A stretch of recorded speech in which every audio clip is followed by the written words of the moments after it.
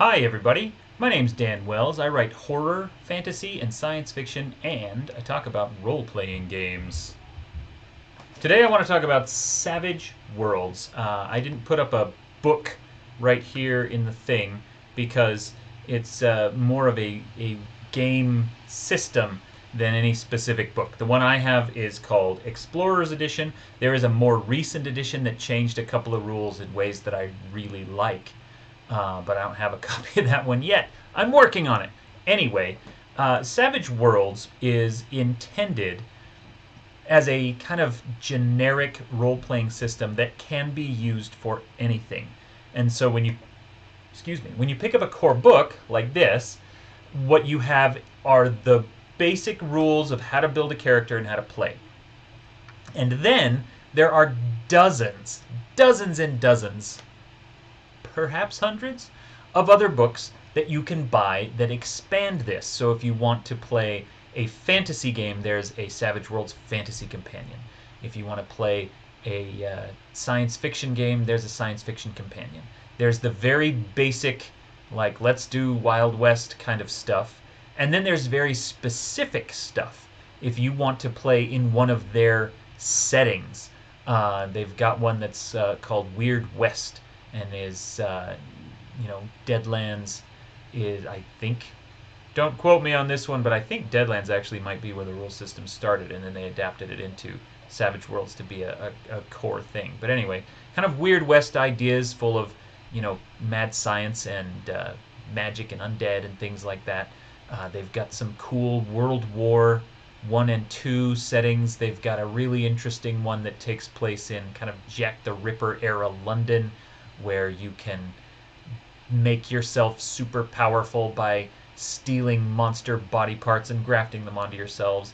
My favorite, of course, as an old school Rifts junkie, Savage Rifts. A year or two ago, they adapted the Rifts setting from Palladium into the Savage Worlds rule set. And it's fantastic, and I definitely am going to be reviewing it coming up soon.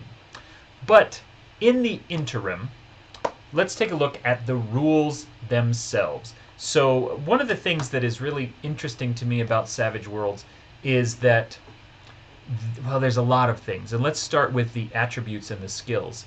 Rather than having a number in these, what you have is a die size. So there are, let's whip this open here. Okay.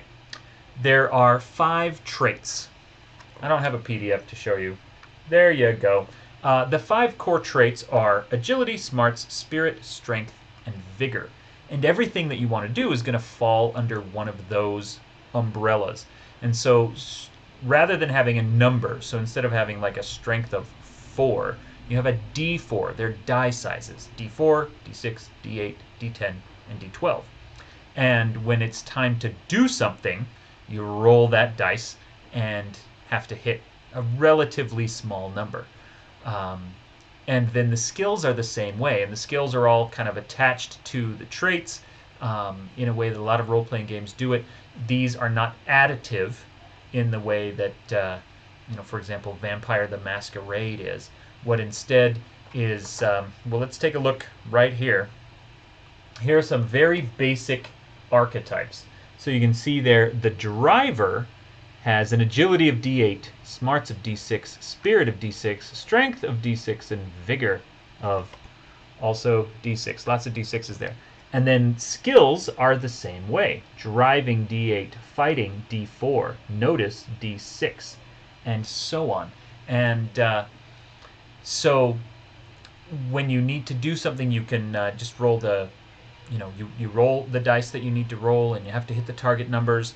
And I don't know if I've ever seen a game that has the die sizes as the attributes. Well, okay, the Margaret Weiss stuff, like Marvel superheroes, they do a similar thing, but they do it differently. Anyway, it's really neat. The other great thing that this does is they've got a really extensive and fantastic edge and hindrance system, which is advantages and disadvantages. And so you are able to build your character with a certain number of points into essentially anything you want, which is what makes it such a great and adaptable system that can fit into so many different genres and different styles. So if you want to have, you know, super strength, you can grab that as an edge, or you instead could send those points on having, incredible technology that you control, or maybe really powerful contacts, or maybe you're very good at fighting, or maybe you're very good at something else. Maybe you can fly. There's lots of different edges and hindrances and neat things in here.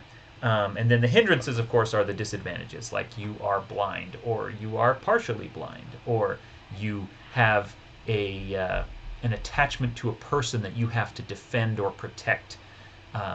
Things like that are not inherently bad, but that do make what you do more complicated, which is, the point of a game. Then there are some, other neat ideas, but that's essentially how character creation works. There's some derived statistics, charisma, pace, parry, and toughness, and it all ends up working into a nice generic role-playing system that can handle almost anything and that plays very smoothly. Also, character creation takes just a couple of minutes, depending on the setting that you're using. If you're going Savage Rifts, it might take a little longer, though it'll still be shorter than making a Rifts character in the original Palladium rules. Then when you get into combat, combat is handled with a deck of cards. Just a regular deck of playing cards. And so, starting with ace going first and then working your way down so that the 2 is last. And then, of course, with spade, heart, club, and diamond as the 4 suits. So if you end up with the ace of spades, you go before anybody else. If you end up with this and that, then you get different things. And so when it's time for combat, you just deal out the cards, and then you're like, okay, who's got the high card? And everyone shows their card, and then whoever goes first gets to act in that order. It's an interesting way to do it. That is also how most groups I've ever played with do attribute generation. There are other options for doing attribute generation, but just drawing 5 cards out of the deck and saying, well, there's a little table that says if you get the Jack of diamonds or whatever, then this is a die size you can allot into a thing. And it ends up being very random. It doesn't have the nice balance of like a D&D standard array attribute system, but it's a lot of fun. And if you get the Joker, then you might have some incredible die size for your trait. And if you get a 2, then you have something weak.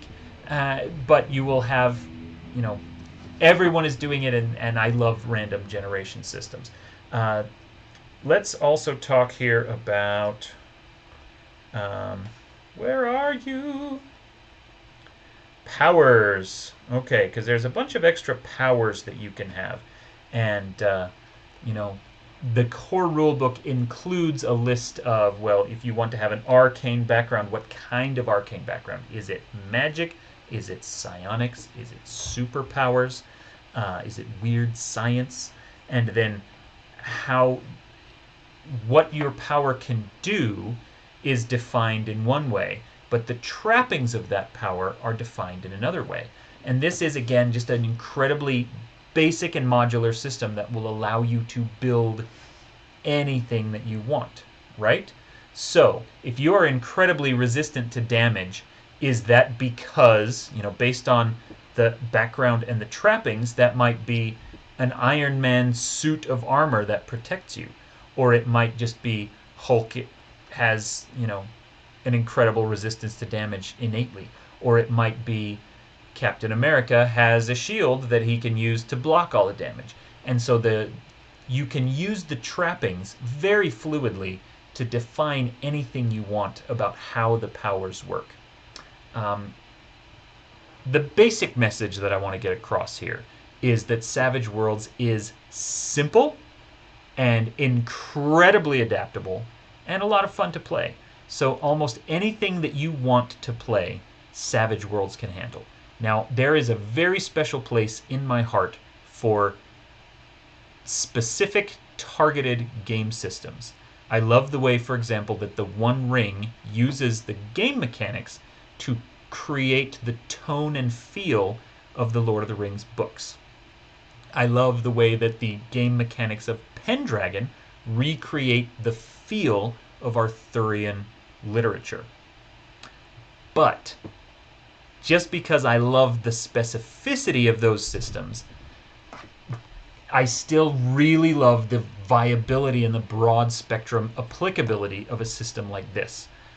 Sometimes you really want the specific thing that only that one game system can do, and other times you just want a system that you already know that you can sit down and play any setting in, and that's the value of something like Savage Worlds. So definitely pick this up if you haven't already. It's been around forever, and so a lot of you might already have a copy. Savage Worlds can do anything, and it can do it well and quickly and fun. And I don't know what better recommendation to give than that.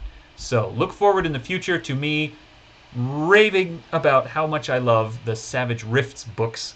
But there's a lot of really great Savage Worlds stuff, and we can talk about all of it. Anyway, for now, Savage Worlds is great. Pick it up. I'm Dan Wells, and you are awesome.